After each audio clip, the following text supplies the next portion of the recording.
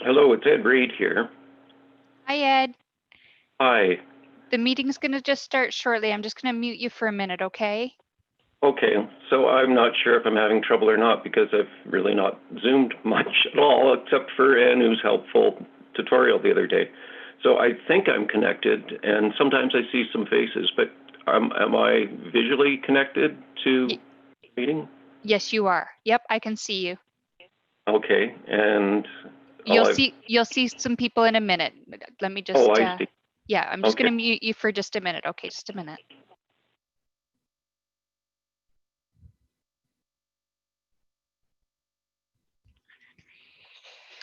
Okay.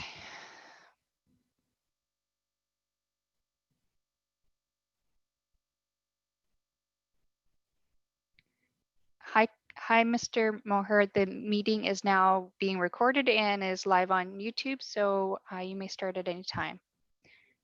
Just have to unmute you. Oh, Carl, you're muted.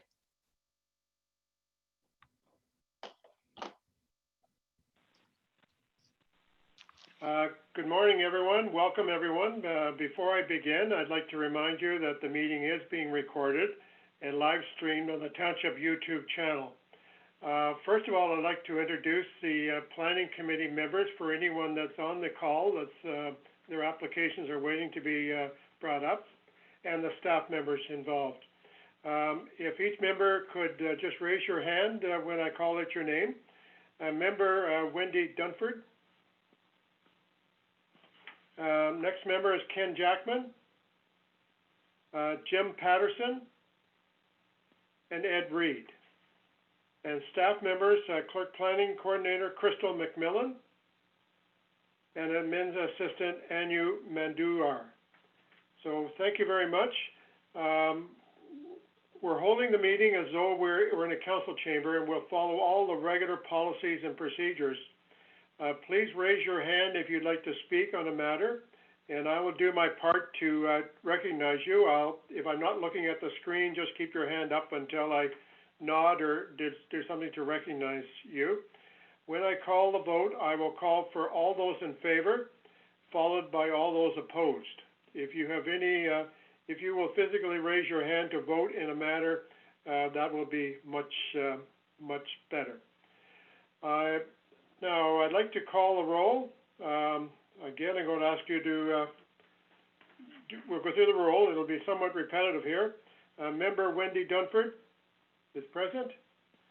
Ken Jackman is present. Jim Patterson is present. Ed Reed, and myself, Carl Moher. Now, Crystal, the next item on the agenda, any approval of the minutes from our last meeting. If somebody could move those, please. Ken and Jim, any comments or questions or emotions? All in favor of those? Raise your right hand or raise your hand. Okay, all in favor. Carried. Thank you. Next thing is approval, severance, first application, 4.1. Crystal? Sorry, can I just interrupt? The declaration of pecuniary interest, can we just do that before we move on, sir? Yes, is there any declaration of pecuniary interest with any of the matters in front of us today? Please raise the issue now or at the time. Okay, seeing none, note that in the minutes, please. Preliminary review for Maloney. Randy Maloney, I think, will be listening in this morning.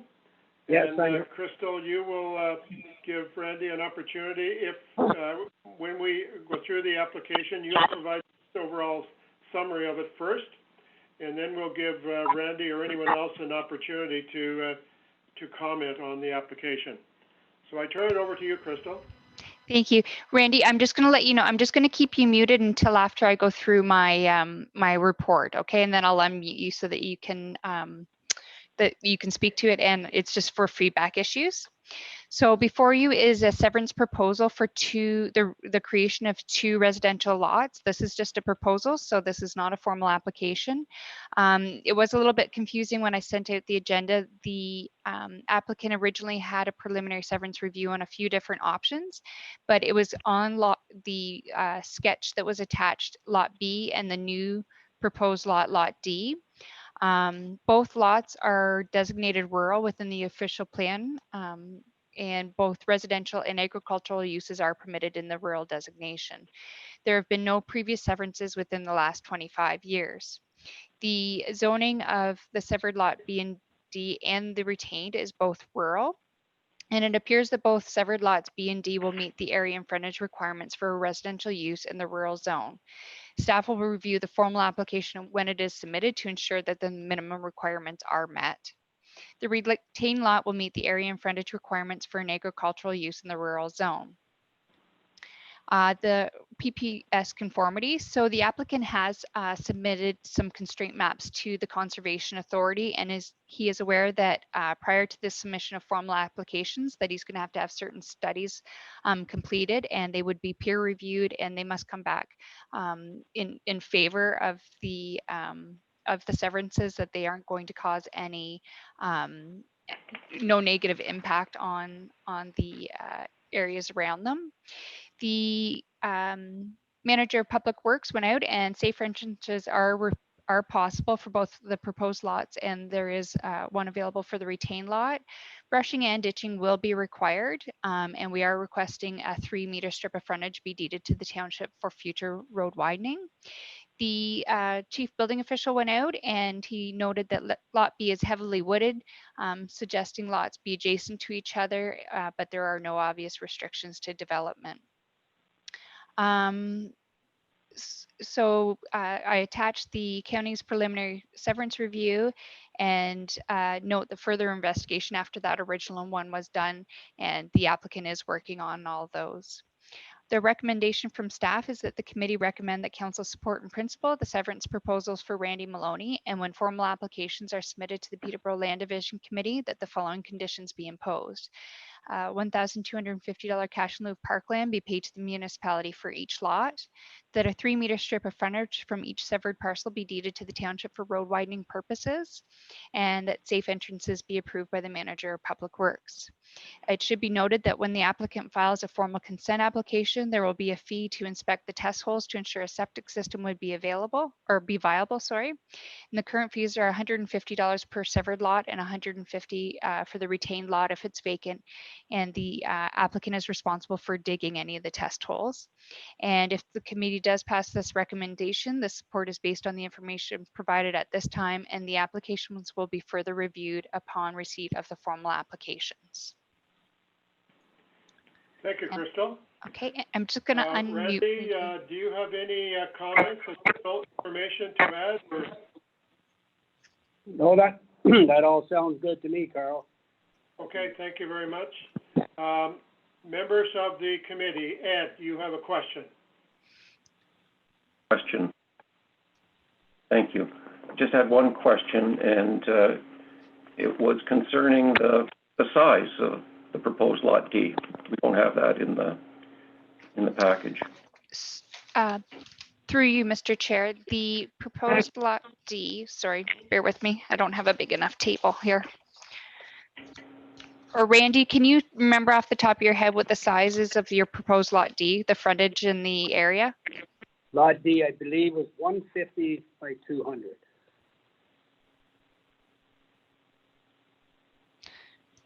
What is that in the area? Yeah. Roughly 3/4 of an acre, roughly. Okay. Great. Okay. So sorry, can I just jump in then? Randy, you're going to have a minimum of 1 acre in size, so you'll have to make that a little bit bigger. That's no problem. That's no problem. I can 200 by 200 if that works. Okay, other members, just raise your hand if you have a question or comment. Okay, seeing none, it's Ken. Go ahead. Crystal, can you unmute Ken? Can you hear me now? Yep. Yeah, I'm prepared to make a motion that the committee recommend to council to approve this application in principle with the noted conditions. I do have one, just maybe before we do that. The only thing I find confusing on these applications, it noted that the application does meet the county and the township official plan, but then it states that it doesn't conform with the growth plan or the provincial policy. And I find those things confuse me when they meet part and don't meet the other part. Okay. It's Carl here. Could somebody second that motion for discussion? Is there a seconder for that motion? Okay, Jim?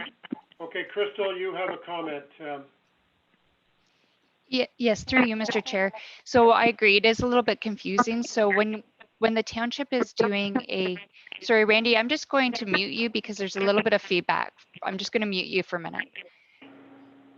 When the township is looking at a severance on a preliminary basis, we're making the assumption that those reports that are going to come out of their environmental impact reviews and things like that, we're assuming at this point that they're going to come out positive. So that's why it will meet the OP if those reports are positive, as well as the PPS conformity. It's just people want to know up front if the township's going to support their severances in principle. So knowing all of this, if those reports come back and they are not in favor of the severance application, it would have to come back to the committee for further review. Whereas if it comes back positive, I can just submit comments directly on the formal application when they submit it. So I can try and reword those in future reports. Okay, that's fine. Anyway, my motion stands. I move that we support it or recommend to council support in principle at this point. Okay, any further comments? Or... Okay, I call the vote. All in favor? It's carried. All against? Seeing none, it's carried. Thank you, Randy. We are, just for your information, Randy, this we're one reporting agency back to Peterborough County. The formal application will be routed back to council today and will be routed to all the agencies again. This is just more or less a preliminary a review of it, which is being recommended with all the conditions that you heard. So a few more steps, but a long process, but it's a process that can be managed in a going forward basis. So have you any questions or comments further? No, everything sounds good, Carl, and let me know what needs to be done next. Okay, thank you. Anything further, Crystal? Nope, Randy, I'll send you a letter and then we can be in touch about where you're going to go from here. Perfect. And you're welcome to stay on the meeting, or you may leave if you don't want to stay on for the rest. Okay, perfect. Thank you. Okay, thank you very much. Now our next application is for John Joseph Gerald Coughlin, the estate of, and representing that is John Coughlin. And I think we've got your name on the Zoom spelt a little bit incorrectly, but that's not a problem. We know who you are, John.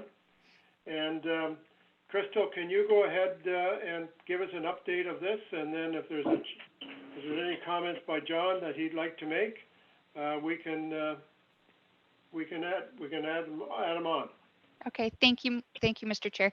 John, I'm just gonna and for everyone going forward, I'm gonna keep you muted until I'm done my reports, just to decrease the feedback. So the severance proposal before you is to sever 2 residential lots in Lot 8, Concession 8, 635 Douro 8th line. Both severed lots and the retained lot are designated rural in the official plan, and residential and agricultural uses are permitted in this designation. There have been no previous severances within the last 25 years. Severed lot A and B are both zoned rural, and the retained lot is zoned rural and EC. The proposal before you, the and John is already aware of this, we're a little bit small, and he realizes that he's going to need to increase the lot area and frontage to be a minimum of 1 acre with 150 feet of frontage. So once they are increased in size, the proposed severed lots A and B will meet the area requirements and frontage requirements in the rural zone. And the retained lot will meet the area and frontage requirements for an agricultural use in the rural zone. And this is a similar situation as our last application, is that, and Mr. Coughlin is aware of this, prior to the submission of a formal application, the applicant is aware and is currently working on completing the necessary natural heritage evaluation and species at risk assessment. The applicant has been working with a consultant and has been in contact with the Conservation Authority regarding these studies. If the peer review of the studies conclude there will be no negative impact, then the two severance applications would appear to be in compliance with the provincial policy statement. Safe entrances are possible, and culverts will be required. And the township is requesting 3-meter strip of frontage be deeded to the township for future road widening purposes. The CBO report, he does note that the lots need to be enlarged, which Mr. Coughlin is aware of, but there are no obvious restrictions to development. The recommendation from staff is that the committee recommend that council support in principle the severance proposal for the estate of John Joseph Gerald Coughlin, and when a formal application is submitted to the Land Division Committee, that the following conditions be imposed. $1,250 cash in lieu of parkland be paid to the municipality for each lot, that the severed lots be increased in size to ensure that the lot is a minimum of 0.4 hectares, 1 acre in size, which does not include the 3-meter strip of frontage deeded to the township, with a minimum of 45 meters in frontage. That a 3-meter strip of frontage for each severed parcel be deeded to the township for road widening purposes, that safe entrances be approved by the manager of public works, and that the applicant be aware that when a formal application is submitted, there will be a fee to inspect the test holes to ensure a septic system would be viable. The current fees are $150 per lot severed and $150 for the retained if it's vacant, and the applicant is responsible for the digging of the test holes, and that this support is based on the information provided at this time, and the application will be further reviewed upon receipt of a formal application. Thank you, Crystal. John, do you have any comments that you'd like to make? Hello, it's, no, I'm fully aware. It was an oversight on my part, the size of the lots. We have a consultant working now, and he's aware, or they're aware that we kind of left it to them if it helped their work to advise us on the size. Other than that, no. Thank you for your consideration. Okay, thank you for your comments. Question, Wendy? You're muted. There you go. How's that? Yep.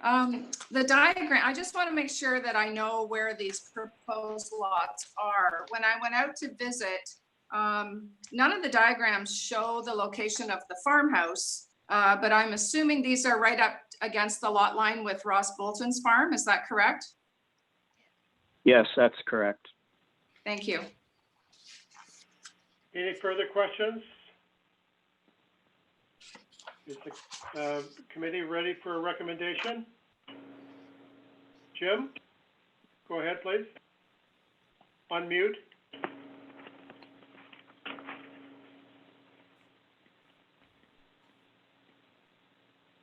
Unmute, Jim.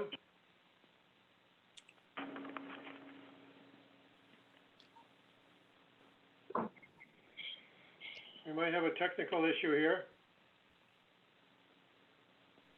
There you go. All right. I think we were dueling muters there. Crystal's unmuting me at the same time. I'm unmuting me, and only half of us won. I would move support for this recommendation to go to council. It's a reasonable, responsible development. Okay, with the conditions as with listed? conditions as outlined per the motion that Crystal outlined. Okay. Wendy, did I see your hand to second it? Yes, please. Any comments? Any further comments? All in favor? Those against? Carried. Okay, John, this is the preliminary review, and I'm sure that you're familiar with the next steps, but certainly the first step is completed anyway, and we're in agreement in principle with it. So move forward. Have a good day. Thank you for your help. Okay. Okay. Next application is a formal severance application, and Ken and Lorraine Moore. Kenneth and Lorraine Moore have been working with this for quite some time, and it's been very frustrated, some of the process. So, Crystal, I'll get you to take us through what the information we're familiar with, and I think there's others online that'll be commenting as well. So, Crystal, can you take us through that? Just before you start on this, I may be, so that I can comment in a non-neutral fashion, I may be giving up the chair to Jim later in this application. So, okay.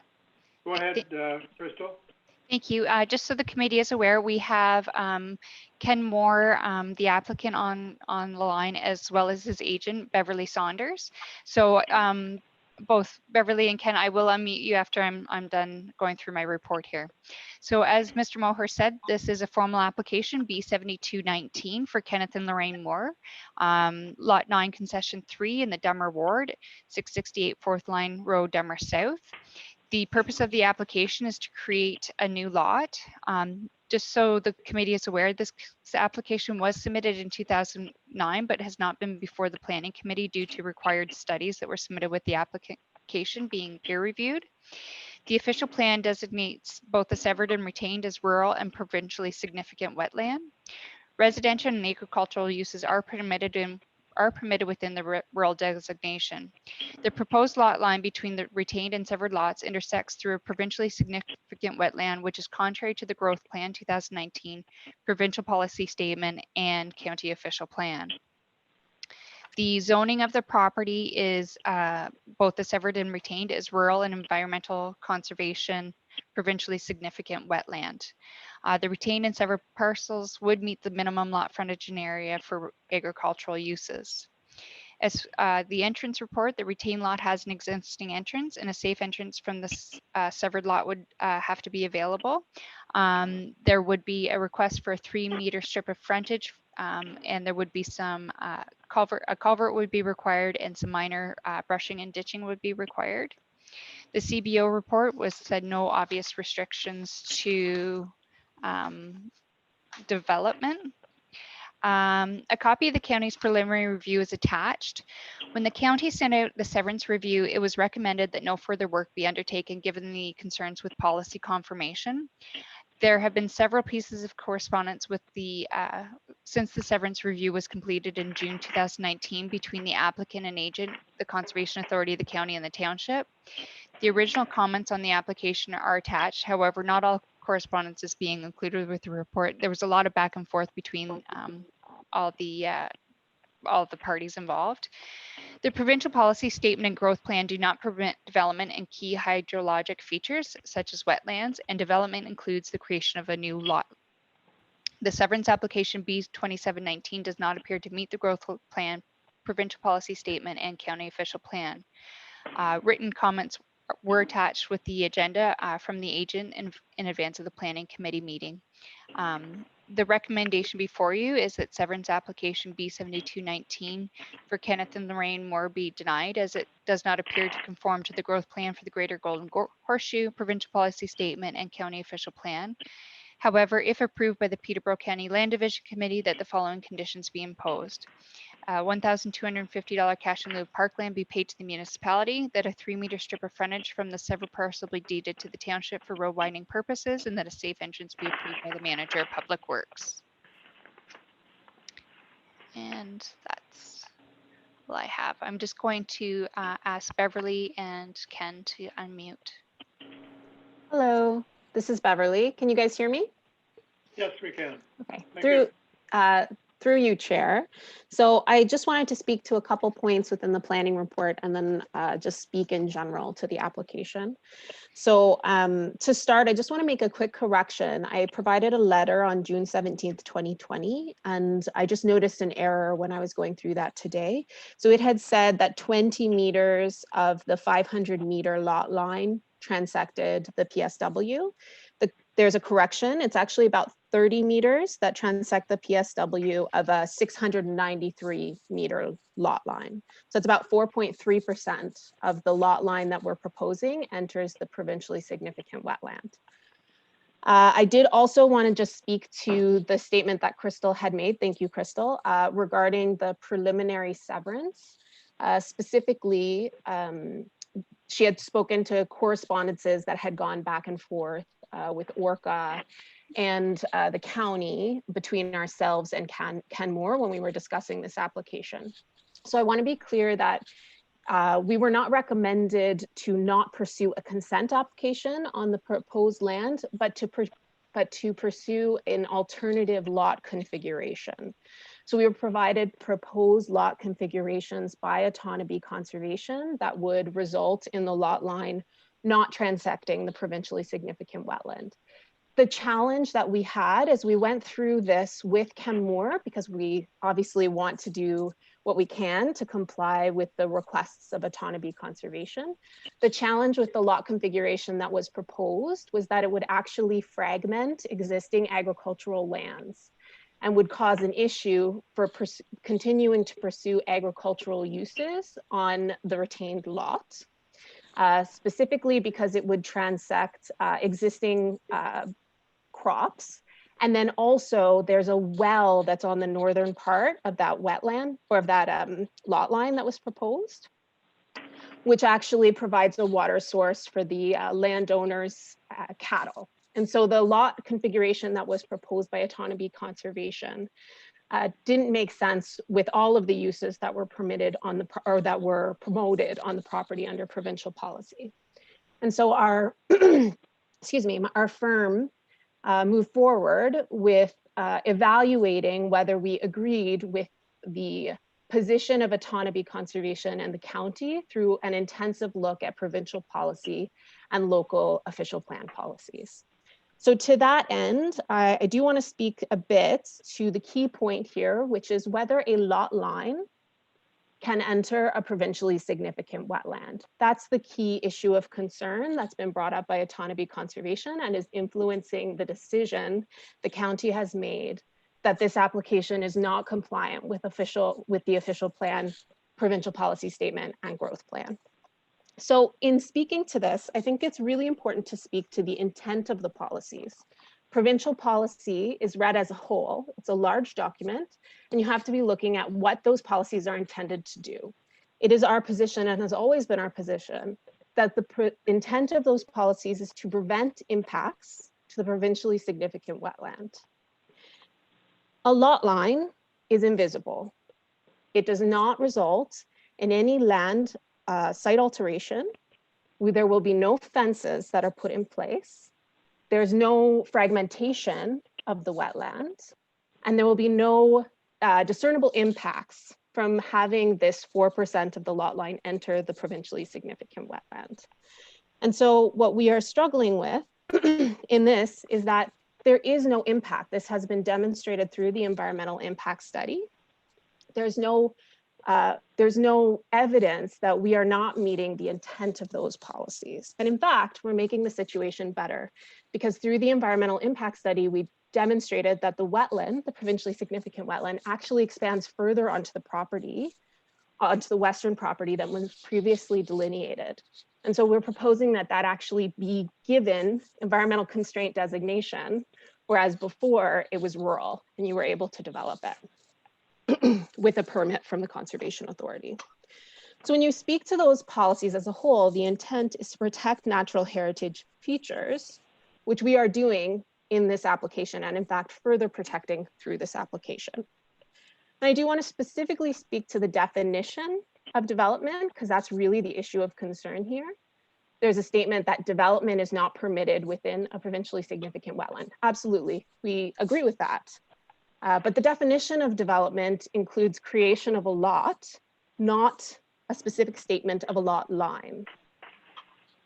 Creation of a lot implies when you are creating a lot that you have to demonstrate that there will be no impact or site alteration that will occur in the provincially significant wetland. We have done that.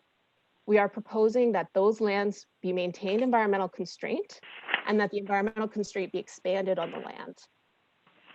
By doing that, by placing this invisible lot line, you are not creating any fragmentation. Wildlife, water, all of the ecological features will continue to be maintained on those wetlands, and so there will be no impact.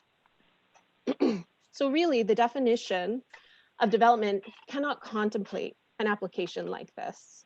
It clearly states in the provincial policy statement and the growth plan that development is permitted on adjacent lands, which is what we are permitting through this application.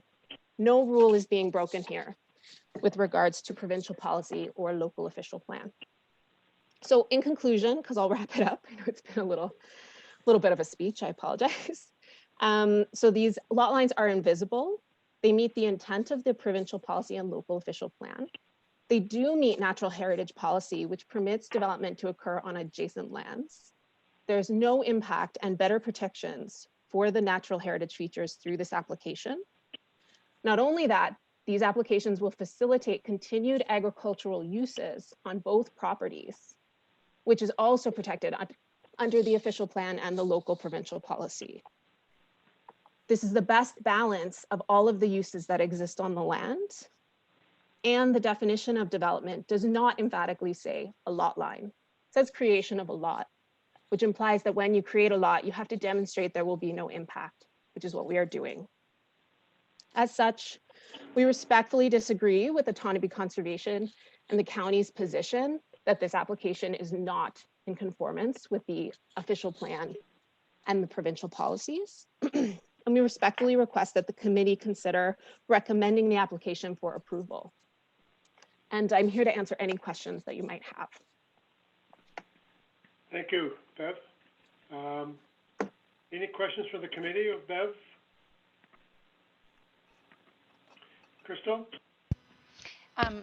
Thank you, Mr. Chair. I just want to comment on Beverly's statement about the difference of opinion. I just want to reiterate that Orca and the county are still in disagreement, and it's based on information that has been specifically provided to us by the ministry, and we've imposed these conditions before.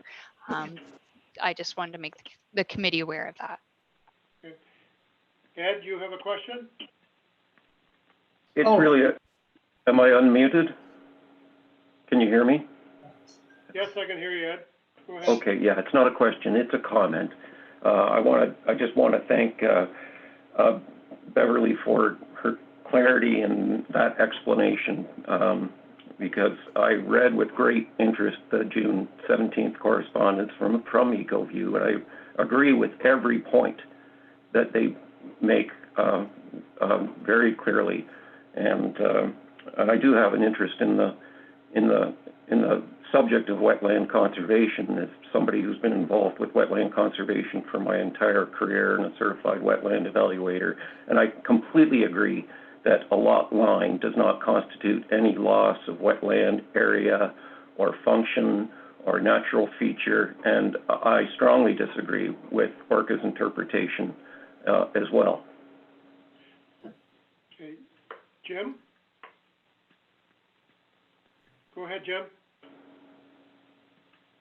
Unmute. Okay, thank you. If that sounded like a recommendation from Ed, then I strongly support it. I too am sitting right at this instant surrounded by wetland. I have worked to protect the wetlands that I happen to own, and would be most upset to find that I could not change the lot line, which is invisible, to run over a different part of the wetland. It's rules getting in the way of a common sense. So I am ready to defeat the proposal from staff. Jim, I wonder, might you take over as chair now? I have a couple comments and a couple questions. Absolutely, and I will try to I will try to be unbiased in my silence. Okay, good. The couple things here. What we have here is basically a 200-acre parcel of land that we're severing into 100-acre parcels, and hardly a 1-acre lot that we've dealt with in prior agenda today and so on. And the points made are exactly right. We have 30 meters of wetland that's not going to change. It's in the middle of a wetland. It's going to remain as such, undisturbed. There's going to be no fence. It's undisturbed, and there will be no change to what is actually done out in the field. And I think there's pictures in some of the input to show that that is the case. And also, both the deeds, the only thing that will appear will be a 30-meter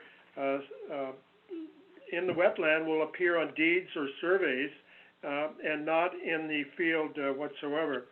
And there will be already adequate protection on both parcels of land to protect that wetland portion into the future. So I am quite supportive of the application as well. So I just wanted to say that. One other question I had, Bev, I wonder if you could maybe comment briefly, if you could. I understand that through some research I've done, is that there is some precedent of this like thing in other municipalities and maybe even in Peterborough County. Is that the case, Bev? Yes, yeah. So we've had some similar applications. So I wanted to preface, we evaluate applications on their individual merits. So we don't generally use other applications as justification for moving a different one forward. But we have had applications move forward in the county of Peterborough and elsewhere where a lot line has gone through a wetland. Sometimes contrary to planning staff's recommendations, where the council has decided to move forward, and sometimes with their recommendations. So obviously precedence is a hard thing to deal with in a planning perspective, because you're dealing with each individual excuse me, in each individual application and their own merits, which we believe that this has significant merit for moving forward. But yes, there has been precedence. Oh, and I yes, I see Ken has a comment. Unmute yourself, Ken. Thank you. Yeah, yes. Okay. I'm not in disagreement. I can go with this recommendation. I spent a ton of time on this actual file, and I think I, in good conscience, I can support moving in print or advising council to support it in principle. I still think the applicant's going to have a battle with the county and Orca, but at least we can put it forward to the next step. I would just add, though, if we would, in the motion, to support that the applicant follows the mitigation measures or options listed by Niblet in the environmental assessment impact. Because I think I think that between the planning justification and the environmental assessment, that's what gives me the comfort to support and move this forward. Yes, Crystal? Thank you, Jim. Beverly, this kind of question to you. I don't have right in front of me the constraints map that you've created. Are there additional lands that need to be rezoned environmental constraint to protect the wetland? Yeah, so there's something in the official plan and the zoning bylaw that says an environmental constraint line, can it be adjusted, with minor adjustments. So our proposal is that this counts as that. This is reflective of the actual provincially significant wetland. And so it would actually expand that environmental constraint into the wetland portion. So we're hoping we don't have to do a rezoning application and that it can fall under those pieces in the zoning and the official plan. So is it okay, Jim, if I continue for a second? Sure.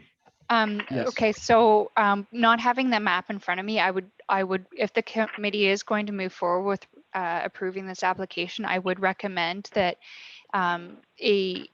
condition be included in there that if the constraint mapping isn't consistent with our zoning maps, that the property be rezoned to reflect what is actually on there, as well as what Ken had said. The committee can also request a mitigation measures agreement be entered into to ensure that it's registered on title and people are aware of what kind of mitigation measures have to be taken when developing the property. Okay, thank you. If there's, sorry. and is there any other comment at this point? Sorry, I just wanted to follow up. This is Beverly. Am I Yep. allowed to speak right now? Sorry, Jim. Sure. Apologize. Go ahead, Okay, please. perfect. So I just wanted to quickly ask a question about that. So does that imply that a rezoning application would be required, Crystal? Through you, Mr. Chair. So depending on what the mapping is versus what's zoned on the property right now, I would recommend that yes. Yes, a rezoning application would be required if the county approves the formal application. Okay. So it's a bit of a chicken and egg, right? And then I did just quickly want to speak to fragmentation. So through you, Mr. Chair, there was a statement that was made about the provincial perspective. So I just want to clarify that we've also had these conversations with the province, and they've said that the intent of the policy is to prevent fragmentation, which to me implies physical fragmentation on the landscape, not invisible lines such as this one. So while I understand that's a provincial perspective of lot lines through wetlands, if it results in fragmentation, in this case, I don't think they would have contemplated an application like this. So I just wanted to put that on record. I think I see a hand from Ed. Sure, yeah, appreciate that. Am I unmuted? Can you hear me? Yep, we hear you. Okay, great. I guess I'm thinking about what a condition that we might suggest might do to address. I mean, the notion of having the applicant have to go through rezoning seems a bit redundant to me, given the land use planning that's required for any development within 120 meters of a provincially significant wetland. There are assurances that no development will proceed with any negative impact, and they'll be going through that exercise if they choose to develop. But if I heard it correctly, it's 20 meters or maybe 30 meters of wetland that the line would go through. I guess I'm just going to ask if we might consider a condition on a motion that council move forward with this, a condition to the extent, or something in the order of, to include a note that there'll be no development within 30 meters at least of the provincially significant wetland. Crystal? Hi, sorry to interrupt. The only way to 100% ensure that is to do a rezoning and rezone that extra stuff in the EC zone. This is a typical rezoning that even if the township doesn't put it on there, the conservation authority will be recommending it. So it's just a further to enforce that no development happen, and that's the only way we can really do that. Okay, I think we've all, I see Bev, your hand up, I think. Yes, that's correct. Sorry. I figured that was easier. You may have been applauding us, I'm not sure. No, I was just raising my hand. So I just wanted to speak to, because we did speak to this in the planning justification report. So section 19.4 of the zoning bylaw states, upon submission of a development application, the precise location of an environmental constraints boundary may be determined by the township in consultation with MNRF and the CA. The following following consultation, an adjustment to the location of such boundary will not require any further amendment to this bylaw, provided that the affected lands are to be utilized in accordance with the permitted uses and regulations of the abutting residential, rural, and agricultural zone. So it was this clause, section 19.4 of the zoning bylaw, that we were requesting that a zoning bylaw application not be required, and that instead it could be adjusted without requiring such an application. Back to Crystal. Sorry, that clause is used for when it's not, like right now, this is creating a new lot. This is completely different. So the official plan also states that when a new lot is created, both the severed lot and retained lot need to meet our zoning bylaw. That clause would come into force if, say that this lot was already created and then they found out the wetland boundaries needed to be adjusted. In that case, that clause would be utilized. Okay, Ken, do you want to, or not Ken, Carl, do you want to take the chair back or do you want to proceed? No, proceed, Jim. Okay, so we have a recommendation from staff, duly documented, and we have a motion, I believe, between Ken and Ed or myself. Seconding it, saying that an approval in principle of the application with conditions, right? Is that a good summary, Crystal? Yep. Can I just clarify, was the motion originally moved by Ed and then seconded by Ken? Is that? I think it was seconded by me before I took over the chair. Okay. I can second it if you want, Ed, and you can stay as chair. Yeah, whatever you want, Crystal. I mean, it was Okay. Ed to me, and then I took over the chair. So, and then Ken Okay. spoke to it as well. So, Okay. Crystal? Who's asking that question? It's Ken Moore. I was just wondering if I Oh, had I'm an sorry. opportunity to address everybody. Yes, please, Ken. I'm sorry I didn't see your hand up, and if I didn't, it's my apologies. Please go ahead. Okay, so this has been a long, frustrating process. And it's something so simple that's been made so complicated by Orca saying there are no lot lines allowed through the swamp, period, without any other explanation because they don't want development in the swamp area. There will never be any development in the swamp land. It's the only feasible way to take a 200-acre property and divide it in half by the shortest route, because the east and west is all through a swamp area. South of that is agricultural farmland and a huge hardwoods. And that hardwoods is going to remain on that property that's being severed. And the lot line that's going through the swamp is a line on a map that will never be touched in the next 1,000 years. The development is almost a mile away on the third line where the homeowners or the family are going to build a house and a garage, and they're going to continue to farm that land. There is no impact, nothing will change, and Orca has failed to show that this is going to impact the wetlands, the farm, or anything else. Niblett did an environmental study on it and found no issues whatsoever, because nothing is going to change. It's going to stay the way it is. It's such a simple thing.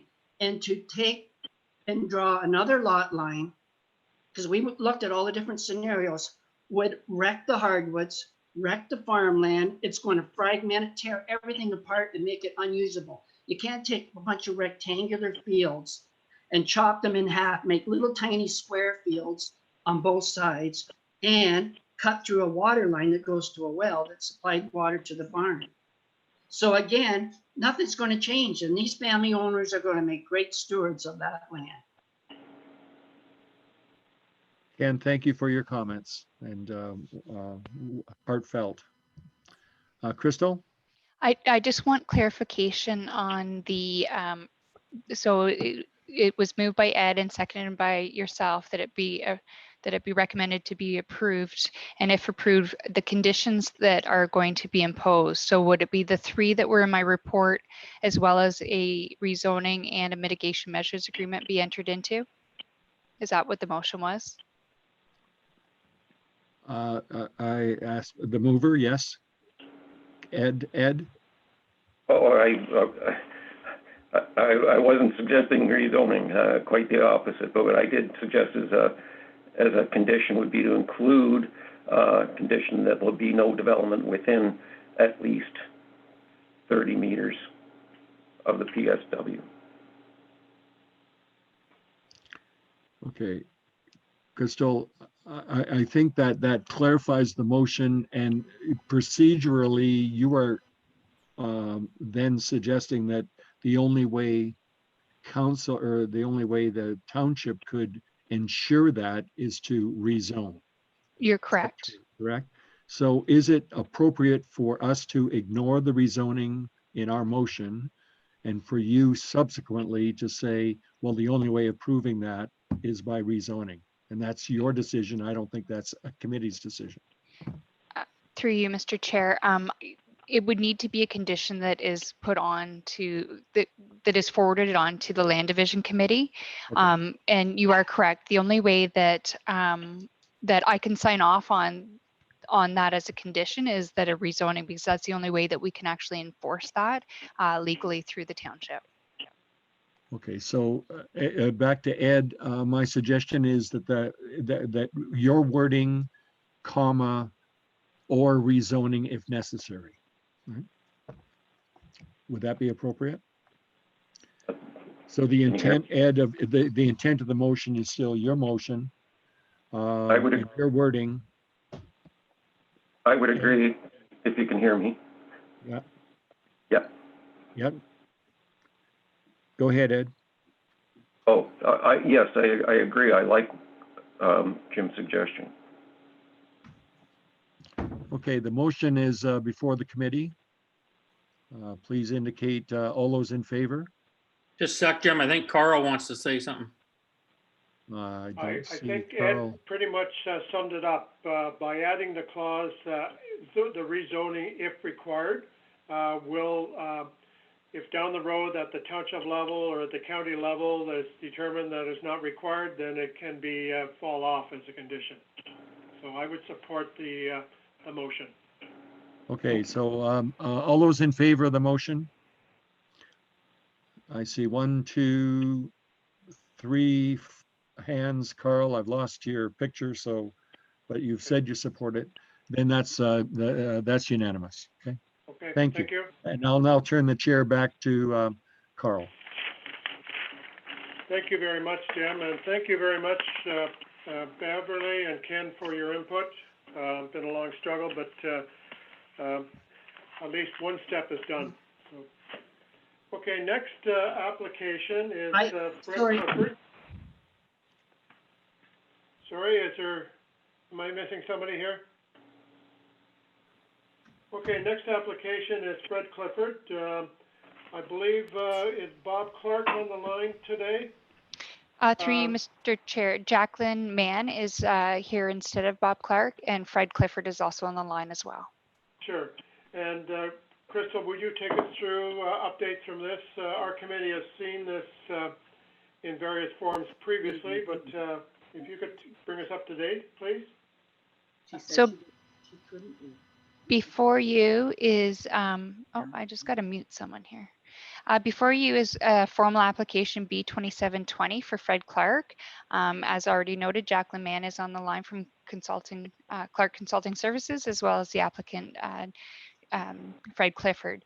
The purpose of the application is to create a new residential lot. On March 2nd, 2020, the Planning Committee reviewed a severance proposal for Fred Clifford for a new residential lot. At the meeting, 2 neighbors were present and expressed concern. These neighbors still have their concerns that are brought forward. I have suggested that they forward their comments to the County Land Division Committees because they are the approval authority, and it is, if they still have concerns, they need to make sure that the county is aware of them. I have provided them information about today's meeting being live streamed on YouTube.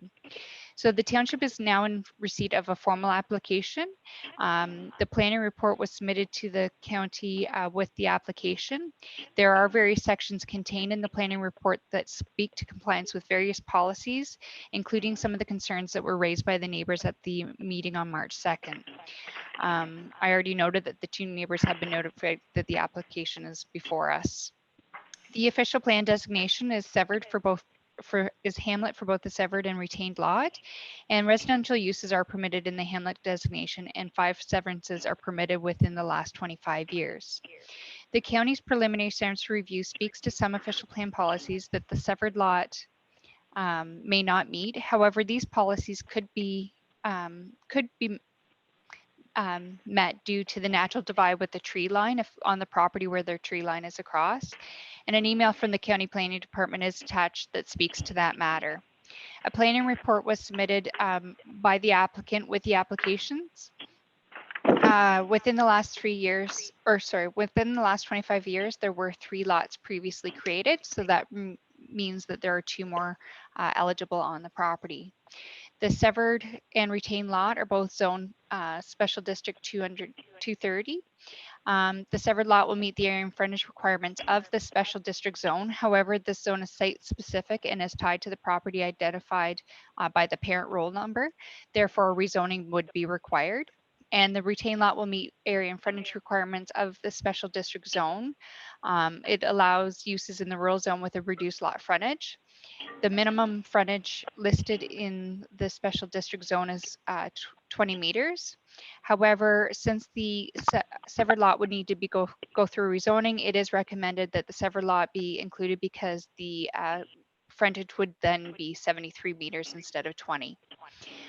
There is no entrance report included as it is a county road access, and the CBO report states there are no obvious restrictions on the development of the lot. The department managers have been circulated on this application, and there was a comment from the CAO. She has reviewed the application, and while the shape is odd, the planning justification report provides evidence as to the necessity of the lot shape. Will the application need an OPA as lot size and shape does not conform to the OP? I don't believe it does. From the reports, the issue of a suitable well has been addressed along with a suitable septic location pending comments from the chief building official. As the proposal will front on the county road, the county will determine if a safe entrance is possible. So as long as the lot size and shape can be addressed and safe entrance is possible, she does not see an issue with this. The previous severances on the property included conditions to have the well constructed and tested as a condition of severance. This same condition is being requested for this application.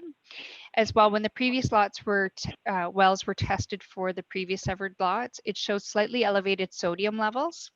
If the test on the new well shows the same, it would be prudent to have a condition that an agreement be entered into and registered on title to inform potential purchasers of the elevated sodium levels. The sodium levels on the previous 3 severed lots were just slightly over what the Ontario Medical Health Officer recommend. But it was just slightly elevated. It wasn't too bad. The recommendation before you is that it be recommended to council that severance application B2720 for Fred Clifford be approved, and if approved by the Peterborough County Land Division Committee, that the following conditions be imposed. A $1,250 cash in lieu parkland be paid to the municipality, that a rezoning of the severed lot be obtained to the satisfaction of the municipality, that a rezoning of the retained lot be obtained to the satisfaction of the municipality. The water well be constructed and tested on the severed lot to demonstrate that the quality and quantity of water is sufficient for residential use. The work would be supervised and documented by a qualified hydrogeologist and to ensure no impacts to neighboring wells. The result of the work should be documented in a report. And if the sodium levels exceed the medical officer of health criteria, which may be a concern for people on a sodium restricted diet, then an agreement be entered into and registered on title to inform potential purchasers of the elevated sodium levels. And oops, I just tried to unmute the wrong person. Let me just, Jacqueline, are you on the line? Yes, I'm here. Can you hear me? Yep. And Fred, are you on the line? Yes, I am. Hopefully you can hear me. Okay. And I'll turn it back to the chair. And Carl, you're muted.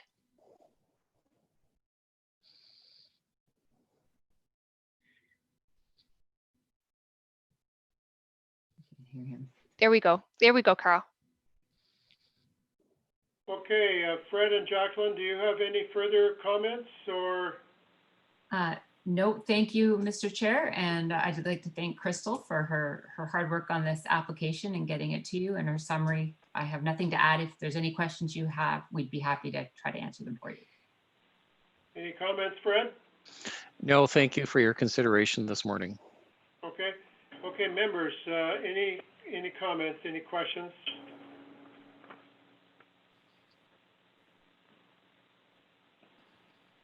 Okay, Jim, go ahead. Unmute yourself.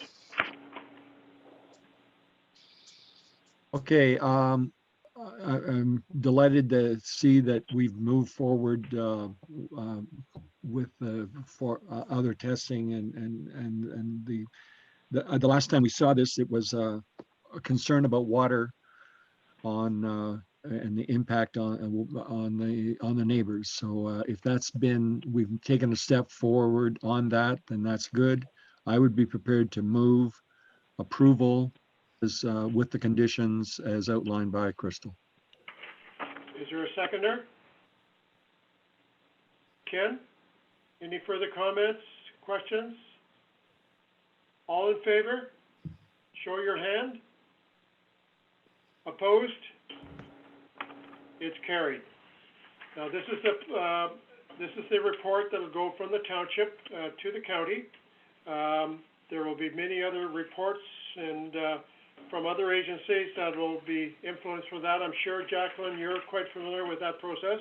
Yes, sir. And but we're completed at this stage. This is the recommendation that council will forward to the county land division in the near future. Wonderful. Thank you very much. Thank you, Crystal. I think that's it for that application. We have one more to go, and that is for James and Joan Jordan. And I believe Mr. Jordan is on the line. Crystal, can you take us through the application, please? Thank you, Mr. Chair. Yes, James Jordan is on the line, but I'm going to just keep you muted for a minute, James, and then I'll unmute you. So the application before you is B3120 for Lot 29, Concession 3, 1550 Birchview Road, and the purpose of the application is an addition to a lot, so moving and adjusting a lot line. The severed, retained, and newly merged lot, so after it's severed and merged with the other one, would be Lakeshore Residential, and residential uses are permitted in this designation. The severed lot is zoned rural, the retained lot rural, and the benefiting lot, so the lot that it's being added to is limited service residential. The severed lot will meet the area and frontage requirements for residential lot and the same with the retained. However, the benefiting lot is zoned limited service residential, which is different than the lot being merged with it. So in these cases, a rezoning of the severed lot would be required so that the newly merged lot will have the same zone. It would be determined at the time of the submission of the application whether the lot should be limited service residential or rural. That's usually based on how the property is accessed. So I'll get to that in a second. This lot is already developed and it appears that the dwelling may not meet the water and side yard setbacks. And so it is recommended that an up-to-date site plan survey be completed on the severed lot after the lot is merged to assist with the rezoning purposes. So in that instance, the setbacks would all be brought into compliance with the new zone. The severance proposal appears to be in conformity with the provincial policy statement. The entrance report states that entrances from these lots are from a municipal road and are already in place. And the CBO report notes that his report is not really applicable as it is a lot addition. The application was circulated to our all of the managers. The CAO has stated that she has no concerns with the application provided that a safe entrance is possible and the lot addition will not impede access to the neighboring lots. I did reach out to the agent to inquire about the access to the neighboring lots. And since Mr. Jordan is on the line after I'm finished my report, if it's okay with the chair, I would like a response on how the other lots that are in the severed lot area do gain access to their properties. The recommendation before you is that that it be recommended to council that severance application B3120 for James and Joan Jordan be approved, and if approved by the Peterborough County Land Division Committee, that the following conditions be imposed. That a merger agreement be entered into between the transferor, transferee, and municipality pursuant to section 5126 and section 5312 of the Planning Act, and registered on title to merge the severed parcel with the abutting land identified by the property roll number, that is the parent roll number, such that these two parcels shall be considered as one lot and shall not be dealt with separately, or the solicitor for the applicant is to provide an undertaking. A $100 merger agreement fee be paid to the township, and an up-to-date site plan survey be completed on the severed and newly merged lot to assist with the rezoning process, and that a rezoning of the severed and newly merged lot be obtained to the satisfaction of the municipality. And I am going to unmute Mr. Jordan here. Go. Okay, thank you, Crystal. That's the best news I've heard in years. Okay. I'm unmuted. James, do you have any questions? I think Crystal has a question maybe for you, if that's okay. Why don't I hear from Crystal then? Thank you, Mr. Jordan. The property, the severed lot currently provides, from what it looks on the aerial photos, access to a number of lots along the water. Do they all have legal right-of-way over that severed lot? That's a good question. The first one, which is the property furthest to the west, does, correct? Okay. The second one, which is the Roach property, which is right next door to our cottage, they use that same road, and we're very fine with that. I don't think they have a legal right, but they certainly have our permission. Okay, that's on the retained side. What about the severed side? You'll have to excuse my ignorance. The retained side is the 1550 Virtue? Yes, sorry, yep. Yeah, so no, it's the other one.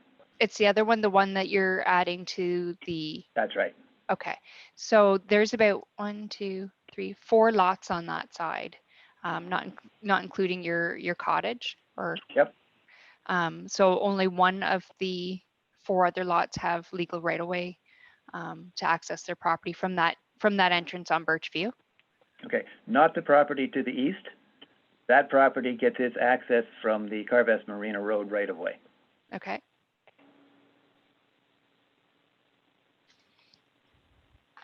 Okay, Mr. Jordan, is that the lot that's on the map that shows 352? Is that correct? Was that a yes? Yes, that's correct. That's the lot that's 352. Okay. Members, any questions? Ken? Yeah, I think once you get the survey done at the end, that should pick up and address any right-of-ways or access. I would think the survey should give you those results, I would think. I agree. Jim, and I've arranged for the survey, obviously, waiting for this process first. I go ahead, Jim. Unmute yourself there.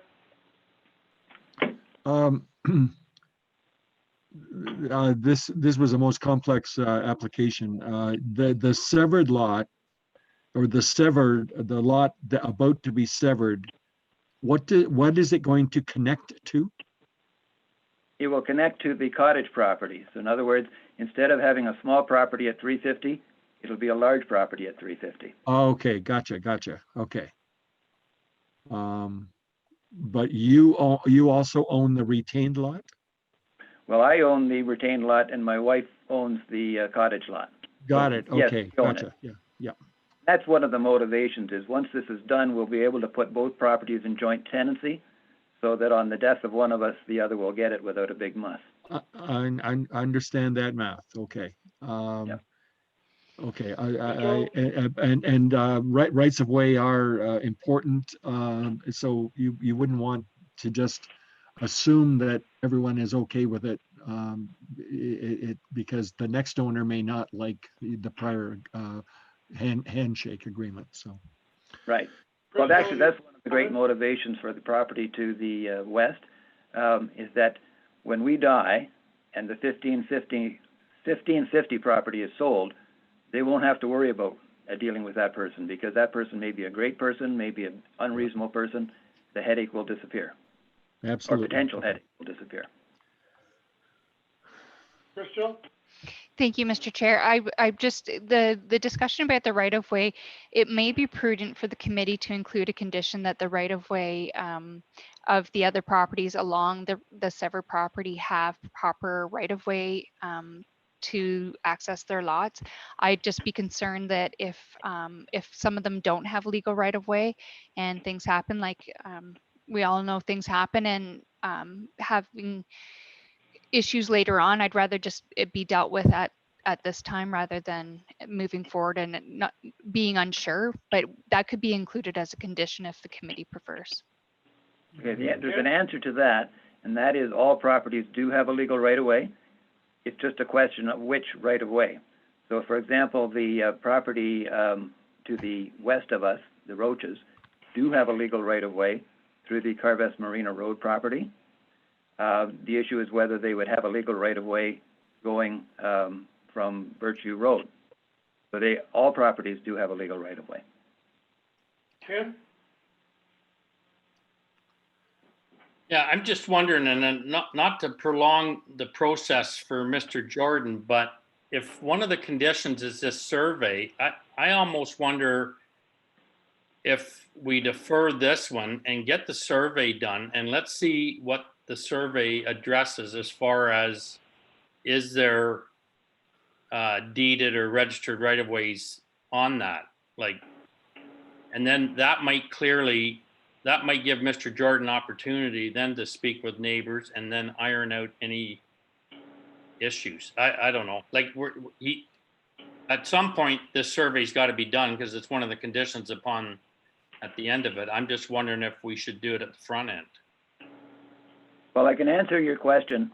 The property that is shown on the map as 1484 certainly does have deeded right of way.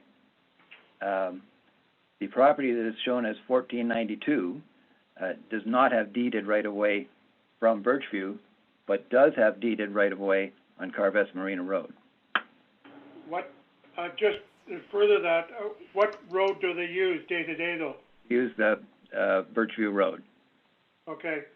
I have similar concerns regarding the right of way. Having been on council for a number of years, this right of way issue, when it comes up, and quite often it'll happen in second generation or third generation down the road, are pretty, even though they're civil matters, quite often they end up on the table of the township, and they can be very, very difficult for the property owners. So I think if we get some clarity there, either now or later, I think would be appropriate. I was hoping that Adam Baker would be here today that probably could answer some of those in detail questions regarding right of way. Crystal? Well, I'm sorry, before you carry on, I should note that I am a lawyer, but I am not a property lawyer. So that's why I asked Adam for his help. Okay, thank you. But I do know enough about property law that what I've said is correct. Well, I'm sure you've, having been maybe not a property lawyer, but right away, I'm sure you've heard of situations that have escalated to great levels when right-of-way disputes arise. Mr. Chair, so I guess I just have two comments. This lot is quite large, so getting the survey done of that, yes, he will need to have it done. I just wouldn't want him to take on the extra expense of creating that survey before Peterborough County actually approves conditionally the severance.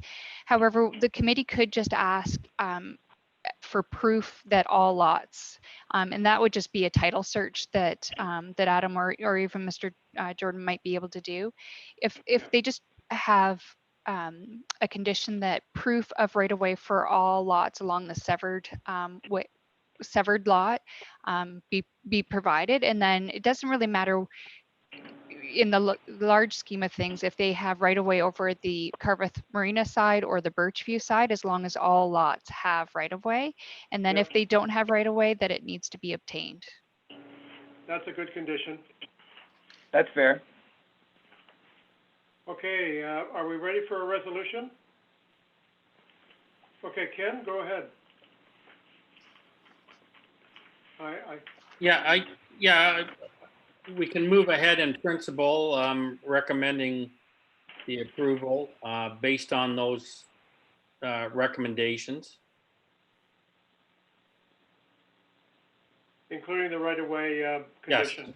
Yes. Okay, Jim, you're going to second that motion? Yep, I'll second that, underlining right of way. Okay, Yeah. any further comments or questions? All in favor? All opposed? Carried. Crystal, I think that's it as far as that's concerned. Mr. Jordan, this is the comments that'll go to council and then on to the county land division. It's the first step, or one of the first steps in getting it approved. Thank you for your attending. And I think there's nothing further in this. We're going to set another meeting, Crystal? Yes, please. Oh. Mr. Chair, well, Mrs. Dunford has a question. Go ahead, Wendy. Oh, you got to unmute, Wendy. Is that okay? Yes. I just wanted to go back to our previous minutes and discuss the e-scribe training. Yes. We talked about it at our last meeting, but we haven't actually followed through with that yet. So do we need to discuss that again? I would imagine, Crystal, you'll be booking that. The last few weeks have been kind of a roller coaster ride for all kinds of reasons that Crystal's been in the middle of. So will you be rebooking that? Yeah, so I wanted to ask the committee, so eScribe, the eScribe system is an agenda management platform.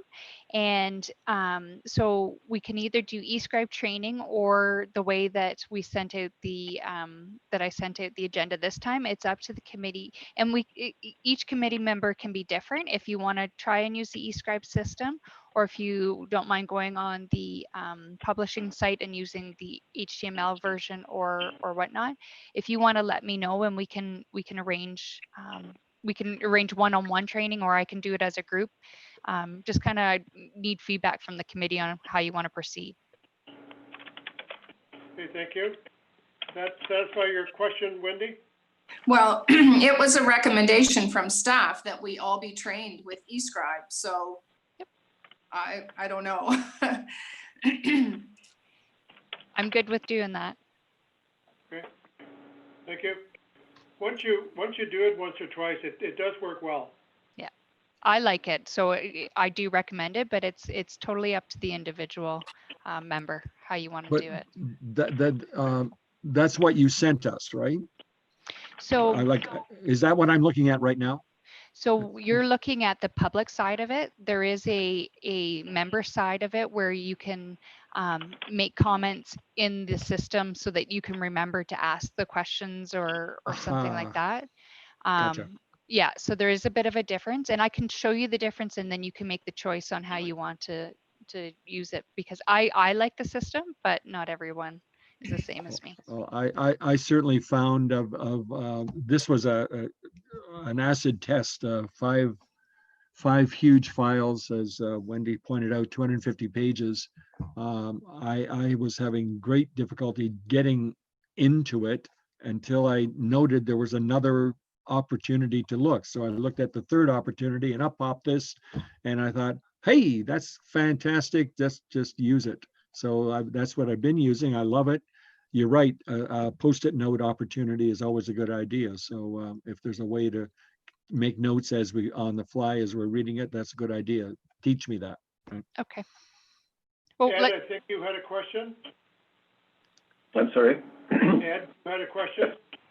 Yeah, it's really a comment. And it's only that I'm a bit ambivalent what format it comes. It was fine as it came in the different formats to choose from.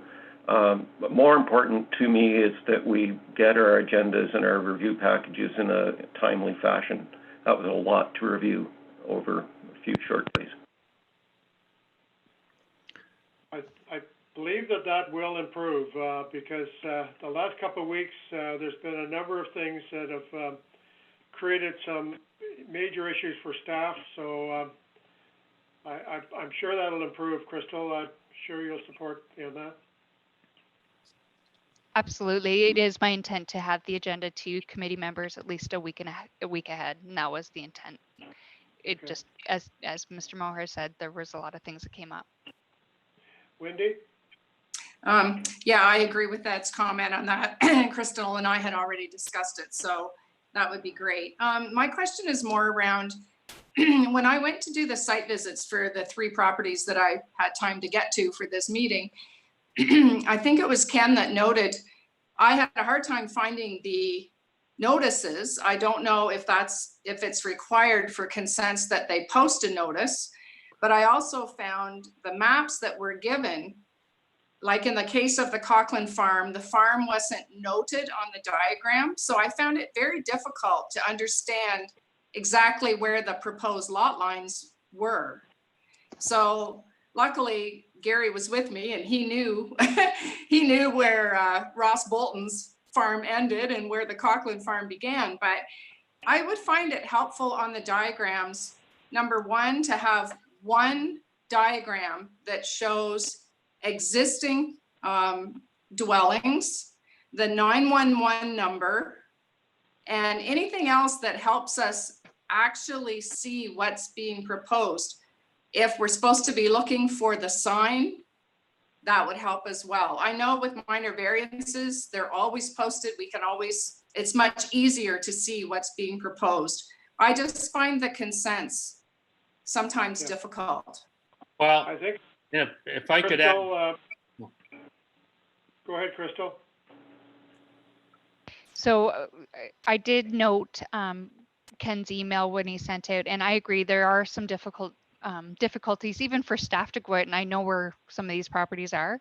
What I was thinking is that when I send notice to the applicant of the meeting date, that I request that they actually mark it somehow, either with stakes or with some paint or something, so that it makes it easier for our committee members to see it. Formal applications, there should be signs posted, but sometimes when the county sends them out, it's so far in advance of when we actually see them.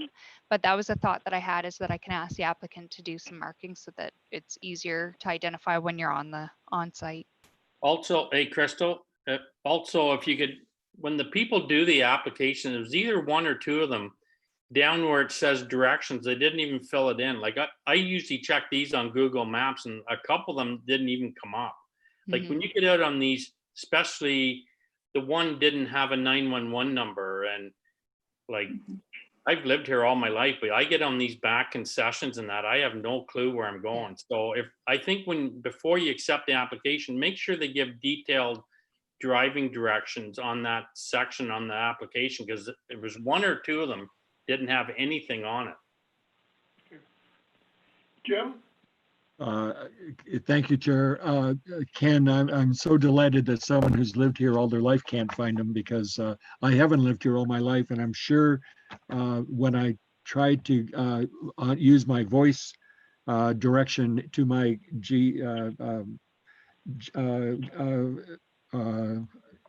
system, it started to giggle as I said, concession 7, Center Line Road, Jurel 7th Line, Jurel Ward. It started laughing and hung up on me. So Okay. if the EMS were directed to find that place, they too would still be looking, right? Right. So I guess the other point we want to maybe just inquire, I guess we survived the Zoom meeting reasonably well. Is there any comments there? It's all new for most of us, but we got through it with any Any comments or suggestions for next time, Ed? Yeah, outside of the Zoom meeting, I think it went reasonably well. It's my first time using Zoom, so I'm surprised. I'm pleased how it's worked for me, and I didn't run out of battery power on my phone, which was my big concern. But there's another business item that I'd like to suggest for next meeting, if I may. Yeah, Crystal, can we do that? A suggestion for a new business on the next agenda would be good. It just, the discussion on it should probably be held until the next meeting. Okay, can I, then the topic I'm thinking about, it's the status of the Peterborough County with regard to prime agricultural land. When I see the provincial policy statement on the protection of prime agricultural land, and it's as strong in the 2020 provincial policy statements as it ever was. And I know that we're not implementing it here, if I understand it, because it's not been implemented or mapping not done at Peterborough County, but I can't say that I understand it. I can't explain to anyone else why prime agricultural land isn't part of our review. And so I'm wondering if we might have a staff person from the county or the township give us a briefing on the status of protection of prime agricultural land. Crystal? Through you, Mr. Chair. Yeah, I can have one of the county planners come on to our next meeting. I will let you know that what the direction is from the province regarding the prime agricultural land is that once the official plan that the county they're updating it currently, but until that is adopted, the prime agricultural lands, as per the direction of the ministry, are on hold until they're included in the mapping of the new official plan. So that's why they're not being enforced as of today. But as soon as the new official plan is updated, those prime ag the prime ag mapping from the province will be in full force and effect for severances. Thank you. If I could just jump, as far as the Zoom goes, I like it. I've done a fair bit of it. Ed, I don't see you though. I'm not sure if you clicked on your camera down in the bottom left corner. Oh, I'm sorry. I'm all for advice. Could you repeat that? Just the bottom left corner of the screen beside the mute button, there's a camera, video camera. Like, you're not showing up the picture yet. Like, I didn't see you today. Oh, okay. I had to phone in because I wasn't getting any audio. So can I try it? Oh, see, sure. I could see him. Can you hit that button again, Ed, please? Is it start video? Yes. See, okay. I could see him, Ken. I don't know why you couldn't. I don't have him. I just have a green phone symbol. I could see Ed as well. I saw two Eds and two Carls. I got Wendy, I got Jim, I got everybody. Crystal. The only one I don't have is Jim. It just shows a green phone. Huh. Okay, now Crystal, next meeting. Okay, so going off of what Wendy was mentioning, to make it easier, I would rather do one-on-one training for eScribe, because then we don't have to have a technical committee meeting. So if I send out an email and you can respond on an available date, and either myself, Anu, or Vanessa will train you on the eScribe system. But further from that, we do have planning applications starting to come in. I already have a minor variance application as of Friday. So I was hoping sometime the week of July 13th, we could have one, possibly on the Wednesday, if people are available.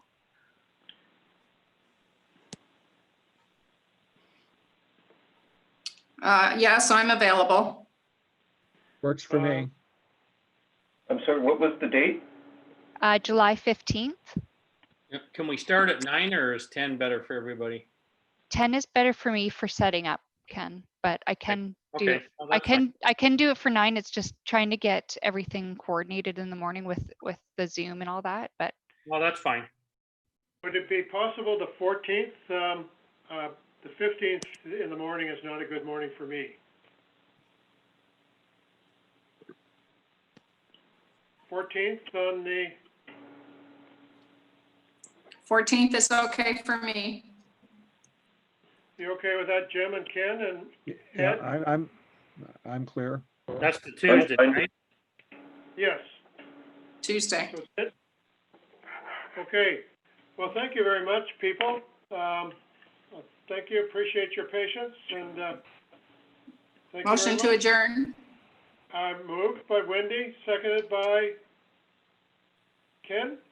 Yep. And all in favor? Any opposed? No, seeing none. Have a good day, folks. Thank you. You too. See you in a Thank few you. weeks. Thanks, you. everyone. See ya.